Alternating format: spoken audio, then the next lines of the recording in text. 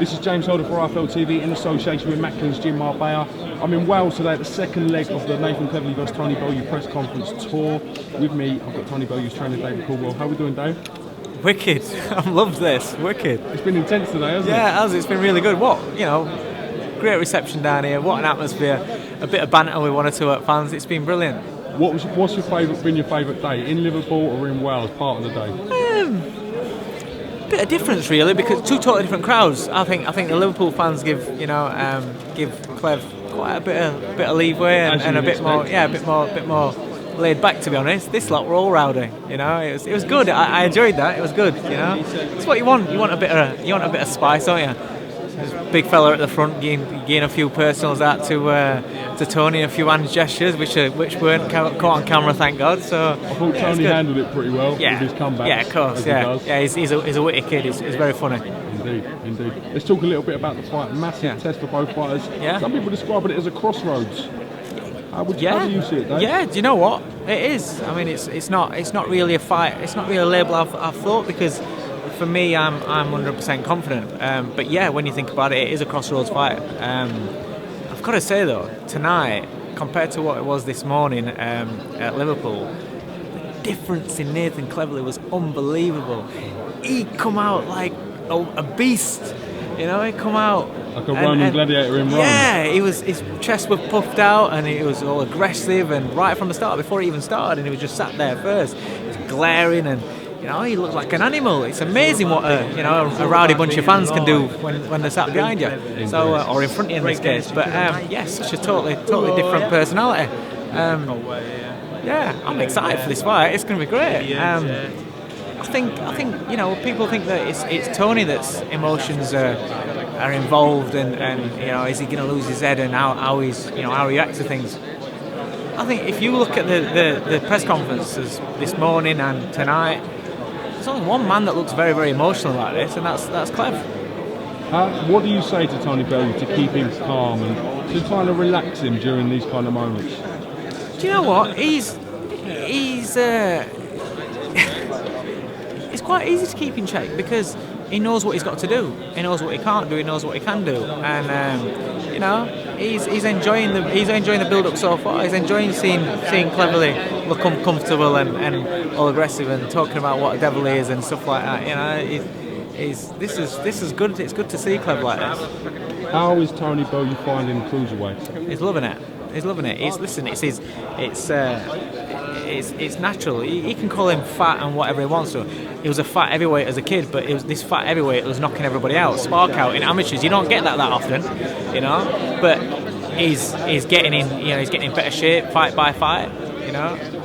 Brudov and then the Dos Santos fight. He's better in shape as he's going on. But the Cleverley fight will be in better shape. But the thing is, bodies don't win fights. He keeps going on about he's an athlete. Clev is an athlete. I'm an athlete this. I'm an athlete that. He might be an athlete, but he's going to get it on chin, right? And whether he's an athlete or not, you see countless a number of fighters. Pick up Dave Coldwell. Is that Cougar Cassius? He's been too busy doing pictures. The amount of fighters that you see that are in absolute ripped prime condition, looking fantastic, they still get knocked out. So whether he's an athlete or not, I'm not really fussed. All I'm bothered about is that Tony Bellew is fit, he's in great shape, he's ready to throw bombs for 12 rounds. And I can't see it going 12 rounds, but he's going to be ready to throw bombs for 12 rounds. And whatever Cleverley wants to do, whether he's going to box him or whether he says, he's going to come and meet him at centre of the ring, fine. If he comes and meets him at centre of the ring, then I think it's going to be an early night. An early night than what I think it's going to be anyway.